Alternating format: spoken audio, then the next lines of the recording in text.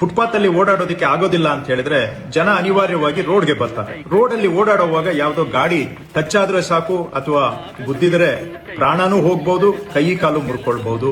ಈ ತರಹ ಪ್ರತಿ ವರ್ಷ ಸುಮಾರು 300 ಜನ ಓಡಾಡೋರು ಫುಟ್ಪಾತ್ ಅಲ್ಲಿ ಓಡಾಡೋಕೆ ಆಗದೆ ರಸ್ತೆಗೆ ಬಂದು ಓಡಾಡುವಂತ ಜನ ಪೆಡೆಸ್ಟ್ರಿಯನ್ಸ್ 300 ಜನ ಪ್ರಾಣ ಕಳ್ಕೊಳ್ತಾ ಇದ್ದಾರೆ ಆಕ್ಸಿಡೆಂಟ್ಗಳಲ್ಲಿ. ಸಾವಿರಾರು ಜನ ಕೈ ಕಾಲು ಕಳ್ಕೊಳ್ತಾ ಇದ್ದಾರೆ. ಇನ್ನ ಕೆಲವರು ಜೀವನ ಪರ್ಯಂತ ಹಾಸಿಗೆ ಹಿಡಿಯುವಂತ ಆಕ್ಸಿಡೆಂಟ್ಗಳನ್ನು ಅನುಭವಿಸ್ತಾ ಇದ್ದಾರೆ. ಕೆಲವರು ತಲೆಗೆ ಪೆಟ್ಟಾದ್ರೆ ಅವರು ಕೋಮಾ ಪರಿಸ್ಥಿತಿಗೆ ಹೋಗಿ ಕೆಲವರೆಲ್ಲ ಜೀವನ ಎಲ್ಲ ಕೋಮಾ ಪರಿಸ್ಥಿತಿಯಲ್ಲಿ ಕಳೆಯುವಂತದ್ದಾಗಿದೆ. ಹೀಗೆ ಸಾವಿರಾರು ಜನ ಕಷ್ಟ ಅನುಭವಿಸ್ತಾ ಇದ್ದಾರೆ, ಪ್ರಾಣನೂ ಕಳ್ಕೊಳ್ತಾ ಇದ್ದಾರೆ ಕೆಲವರು. ಇವೆಲ್ಲ ದೃಷ್ಟಿಯಿಂದ ನಮ್ಮ ಬೆಂಗಳೂರು ಚೆನ್ನಾಗಿ ಆಗ್ಬೇಕಾದ್ರೆ ಕನಿಷ್ಠ ಕೆಲವು ರಸ್ತೆಗಳಾದ್ರೂ ಜನ ಓಡಾಡೋದಕ್ಕೆ ಸುರಕ್ಷಿತವಾಗಿ ಇರಬೇಕು ಅನ್ನೋದು ಎಲ್ಲಾ ಬೆಂಗಳೂರಿನ ನಾಗರಿಕರ ಬಯಕೆ.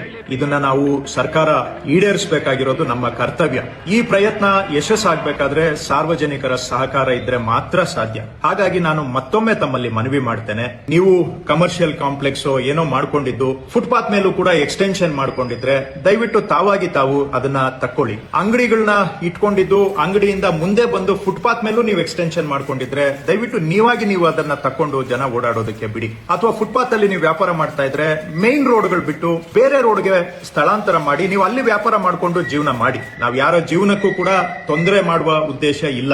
ಆದ್ರೆ ಜನ ಓಡಾಡೋದಕ್ಕೆ ಆಗದೆ ಪ್ರಾಣ ಕಳ್ಕೊಳ್ತಾ ಇದ್ರೆ ಅದನ್ನ ನೋಡ್ಕೊಂಡು ಸುಮ್ಮನೆ ಇರೋದಕ್ಕೂ ಕೂಡ ಸರ್ಕಾರಕ್ಕೆ ಸಾಧ್ಯ ಆಗೋದಿಲ್ಲ. ಹಾಗಾಗಿ ನೀವು ವ್ಯಾಪಾರ ಮಾಡ್ತಾ ಇದ್ದೀರಾ ಫುಟ್ಪಾತ್ ಮೇಲೆ ಅಂತ ಹೇಳಿದ್ರೆ ನಾವು ಕ್ಲಿಯರ್ ಮಾಡ್ತಾ ಇರೋದು ಬರೀ 20% ರಸ್ತೆಗಳು. ಇನ್ನೂ 80% ರಸ್ತೆ ಇದೆ, ಅಲ್ಲಿ ತಾವು ವ್ಯಾಪಾರ ಮಾಡ್ಕೊಂಡು ಜೀವನ ಮಾಡಬಹುದು.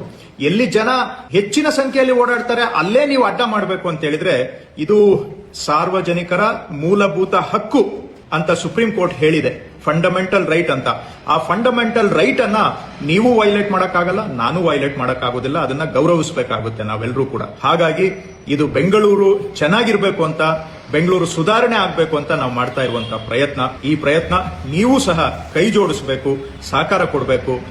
ನಾವು ಕೂಡಿ ಪ್ರಯತ್ನ ಮಾಡಿದ್ರೆ ಮಾತ್ರ ಬೆಂಗಳೂರಿನ ಸುಧಾರಣೆ ಸಾಧ್ಯ.